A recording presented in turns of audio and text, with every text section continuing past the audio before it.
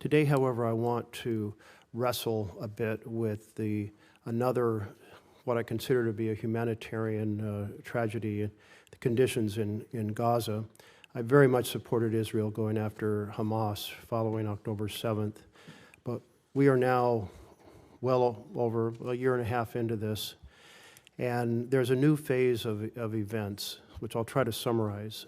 6 months ago, Finance Minister Smotrich said Israel should thin the population through voluntary migration.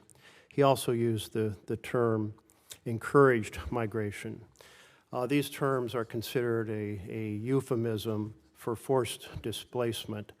And the strategies of forced migration are food denial, the demolition of homes so that there's no place to return to, and driving people from one area in the Gaza Strip south to the southern side.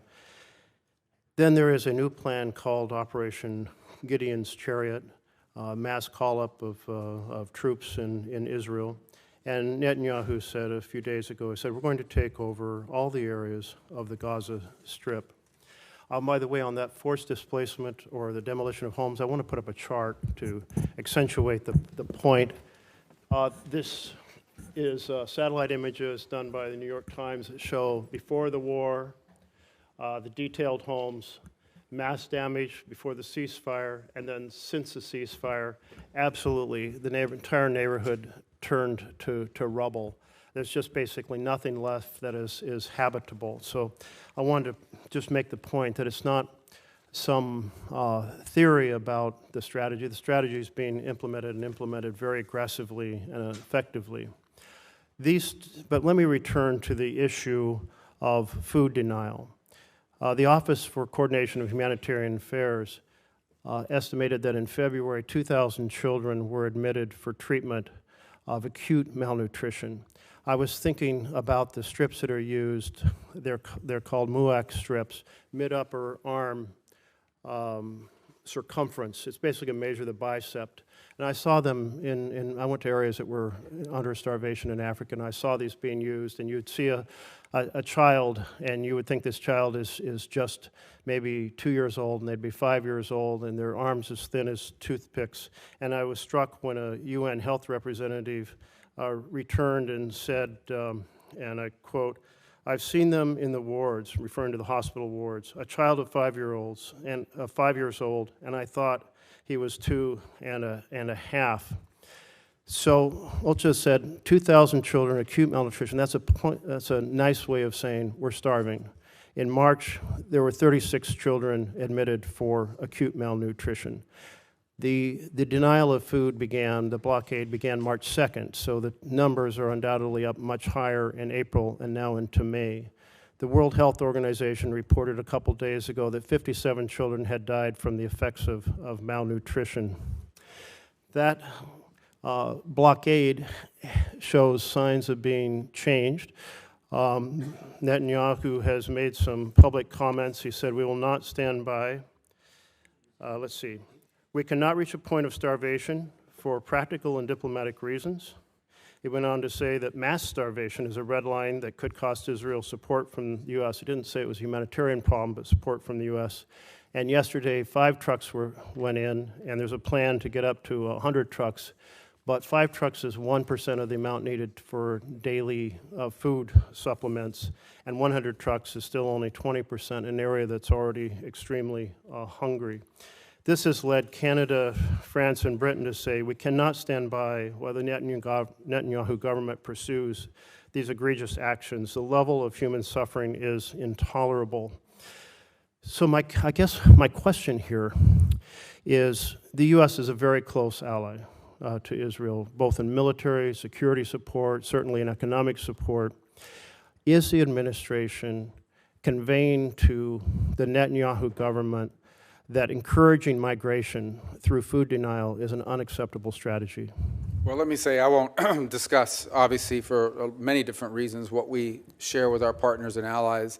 But I will walk you through some of the steps you've rightly outlined, what has happened over the last... It's not too long a speech, because I'm really trying to get where our administration is standing. Well, I'm still trying to get the Senate out of me, so I still talk longer than I should, Yeah, well, so I'll be more brief. I'm But, going to have to reclaim some time, but go ahead, try to keep no, it very well, you want me to answer? I do want you to answer, but hopefully answering, the question is pretty simple. Does the U.S. consider this an acceptable strategy of encouraging migration? Well, I would say that we were pleased and to see that aid is starting to flow in again. I understand your point that it's not in sufficient amounts, but we were pleased to see that decision was made. I understand another 100 trucks are behind that and maybe more in the next few days.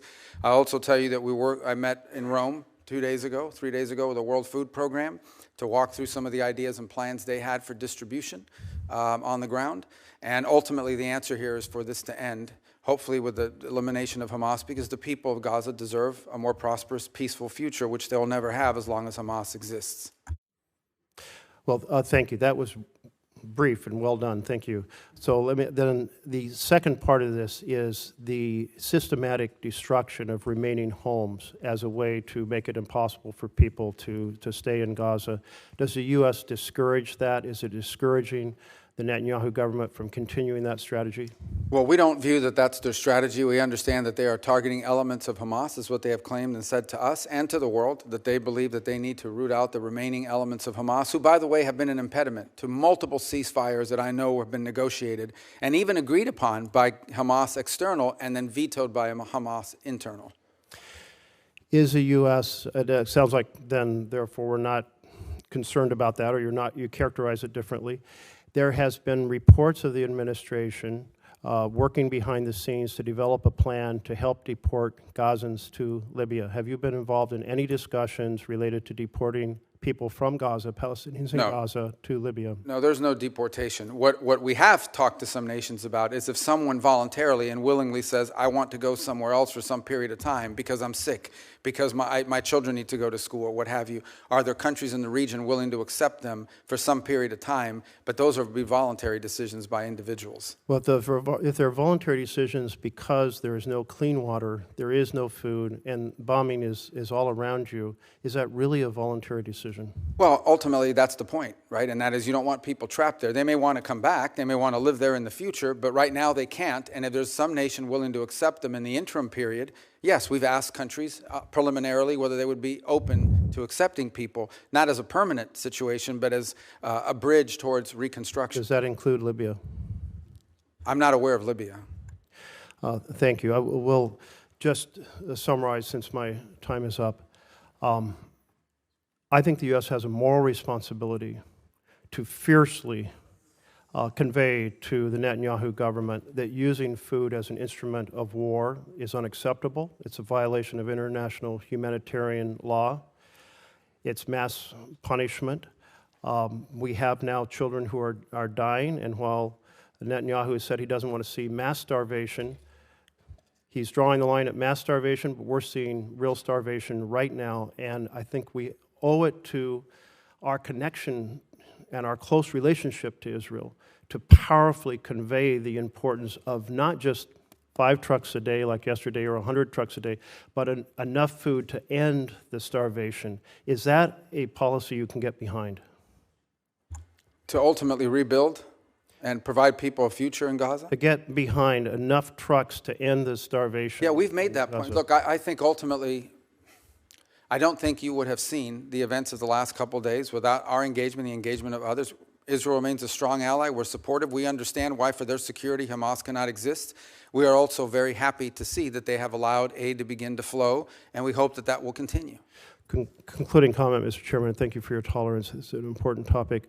Netanyahu did say he was responding to remarks and pressure from American politicians. I assume that's meaning the administration, saying that we, America, cannot accept mass starvation, but I would encourage you to push not for 5 or 100 trucks, but enough food to end the fact that children are starving and adults are starving, innocents are starving. Our close relationship, we need to end it.